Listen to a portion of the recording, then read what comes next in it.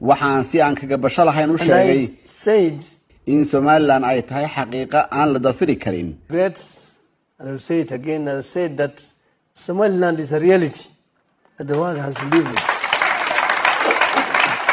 caalamku waa inay xaqiiqda u soo noqdaan oo ay ogaadaan iskuna raacaan in Somaliland ay muujisay dal ahaan inay u jirto.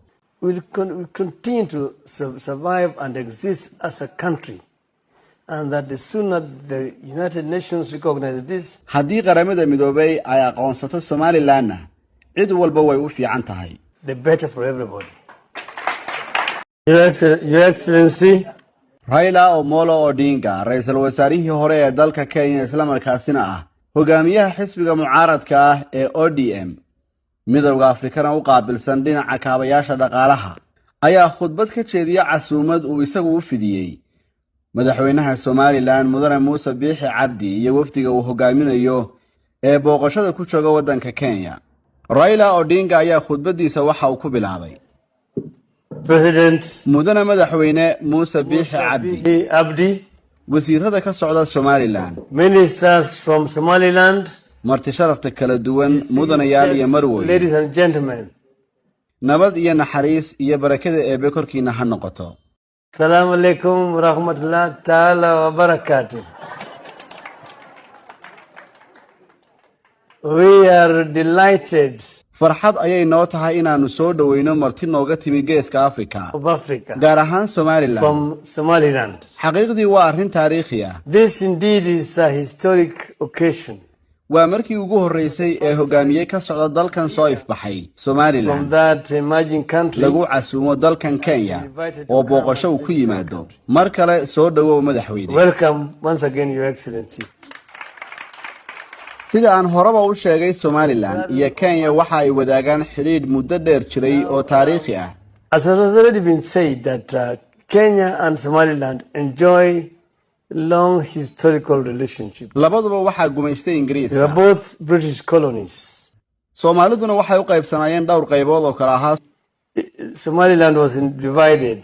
Soomaalida There Talyaaniga was gumaysan jiray Italian Somaliland, qaybta caanfarta iyo ciisaha oo markaasi uu la jeedo Djibouti. Afars and Isas, British Somaliland, Soomaalida Ingiriisku uu maamuli jiray iyo Soomaalida qaybta ka ah Itoobiya iyo kuwa la midka ah. in Ethiopia, and so on and so forth. kadib markii madax banaanida la helay, Then independence came, and British Soomaalidii Somaliland Britishku maamuli jiray united with waxay la midoobeen qaybtii kale ee Talyaanigu uu maamuli Somaliland. jiray, waxaana ay sameeyeen Jamhuuriyadda the Soomaaliya. Federal Republic of Somalia.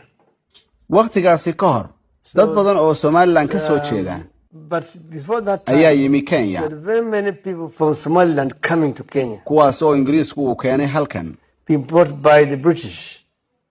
It started when Lord Delamere came from the Horn. waxaana bilaabay arrintaasi ninkii la oran jiray Lord Delamere oo ka mid ahaa Somaliland saraakiisha ka into tirsanaa Kenya. maamulkii Ingiriiska. Then after that, intaasi kadib, Ingiriisku waxa uu hubeeyay Soomaalidii uu ka keenay and, Somaliland. the British had started, had introduced the Somalis to guns and so on. They recruited people from Somaliland iyo kuwa kale oo uu ka keenay Nuubiyiinta together Suudaan. with another team from Sudan, the Nubians, waxaana uu sameeyay ciidankii la oran jiray King's Africa to Rival. come.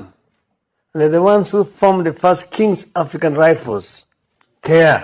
iyagoo markaasi la saftay militariga Ingiriiska xilligii dagaalkii koobaad ee dunidu u socday. So they came here, and they fought along the British military in the First World War. After that, intaas kadib, Soomaalidu waxa ay degsiimooyin ka samaysteen towns. magaalooyinka Kenya. haddii aad tagto Kisumu, Soomaali ayaa xaafad ku leh.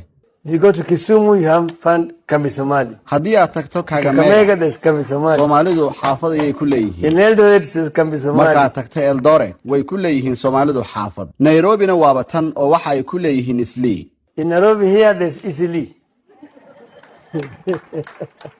So, intaas kadib, waxaa si rasmi ah ay u noqdeen muwaadiniin Kenyaan ah markii dowladda Kenya ay heshay gobonimada.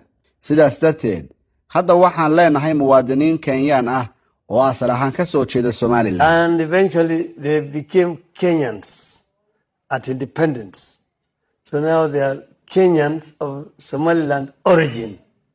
markii Soomaaliya gobonimada ay heshay kadib ra'iisul wasaarihii xilligaasi ee Soomaaliya So when the independence came, ayaa casuumay aabbahay Karamogi Odinga oo ahaa madaxweyne ku-xigeenkii Kenya invited my father, the late Jamuuriyadda Odinga, who was then the vice president of the Republic of Kenya, to tour Somalia.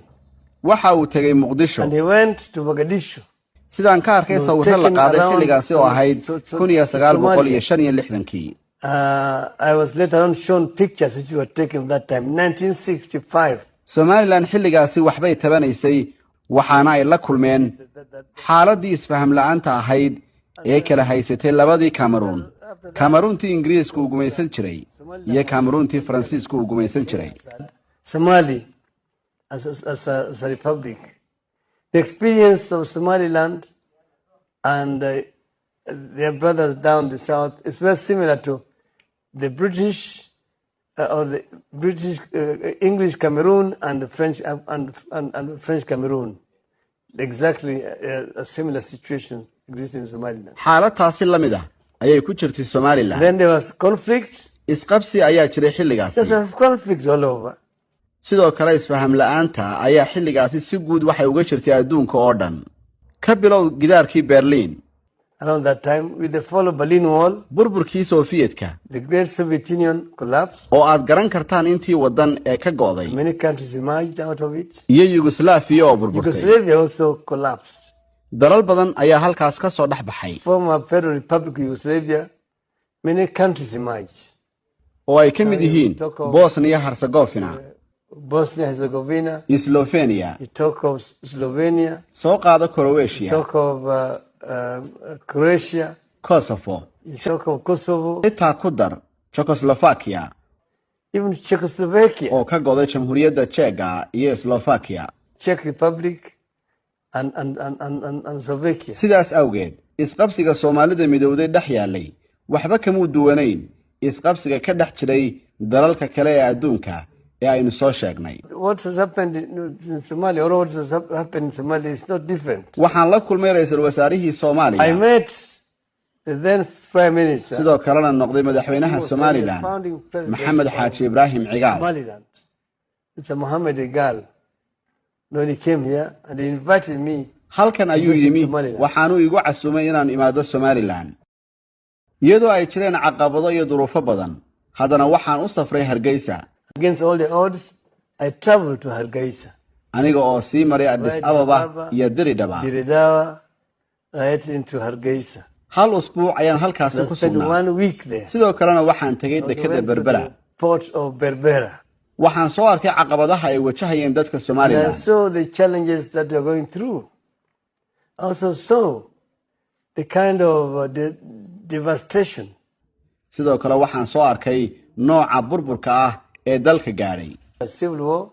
markii dagaalku bilaabmay militariga Soomaaliyana ay kiciyeen diyaaradaha miiga ah ee ka duulay madaarka Hargeysa kadibna ay dib u duqeeyeen dadkii shacabka ahaa ee ku noolaa isla magaaladii ay diyaaradahaasi ka kaceen From the airport and come back to bomb the civilian population in the same city. taasoo aad arkaysid qalfoofka dadkii diyaaradahaasi ay dileen oo meel kasta And you yaala could still see the skeletons of the people who had been killed by those bombs which had. sidaasi daraaddeed Somaliland waxa ay leedahay They taariikh have aad u a muruga leh very sad history. balse Somaliland ayaa dal ahaan uga But soo that dhex has baxday made taariikhdaasi Somaliland has emerged. inkastoo aan la aqoonsanayn It has hadda not been recognized. But as we all know, for a long time the People's Republic of China was not recognized. balse waxaynu ogsoonahay in Jamhuuriyadda dadka ee Shiinaha aan muddo dheer qaramada midoobay aqoonsanayn taasi beddelkeeda waxaa la aqoonsanaa Taiwan It was Taiwan which was recognized. balse adduunka waxaa hor Eventually the yimi world had no option dariiq kaliya oo xaqiiqa to recognize the People's Republic of China. oo ah inay aqoonsadaan Jamhuuriyadda dadka ee I Shiinaha have had occasion to talk marar aan ka hadlayay golayaasha caalamka sida qaramada midoobay iyo macadka loo yaqaan Chatham House ee Ingiriiska talks at the UN, and I talked at the Chatham House in London. waxaan si aan kaga basho lahayn u And sheegay I said, in Somaliland ay tahay xaqiiqo aan la dafiri karin great, and I'll say it again, I'll say that Somaliland is a reality. that the world has to live with.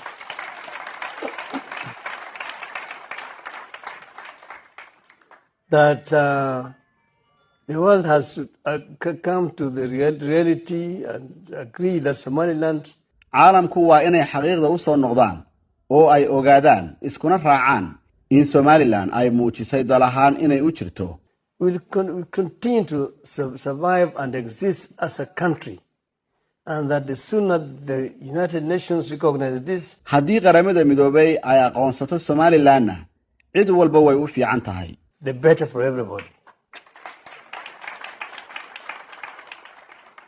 I know that this is not very complimentary, and I will be accused of interfering in the internal affairs. waan ogahay arrintaasi inay tahay mid uu ka yimaado hadal iyo eedayn lagu tilmaamo faragelin arrimaha gudaha ee dal kale, balse waxaan ogahay in qadiyadan Somaliland ay tahay mid u baahan midowga Afrika inuu wax ka qabto.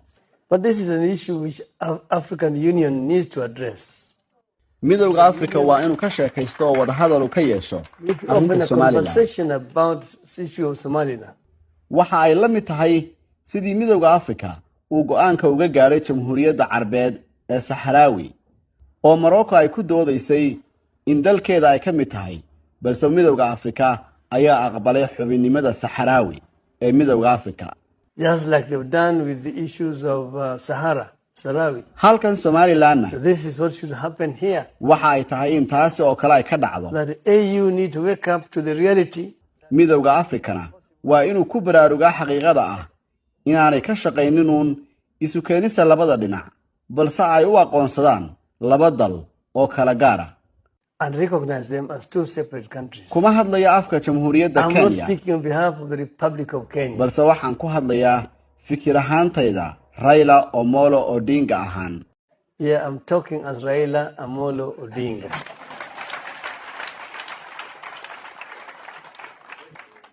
sababtoo ah madaxweynaha Kenya waa uu idinla kulmaya. Because the president will discuss with you people, and but we are happy. balse waxaan ku faraxsanahay inaad halkan noogu timaadaan. ganacsiga labada wadana waa inuu kobcaa. Trade should thrive between these countries.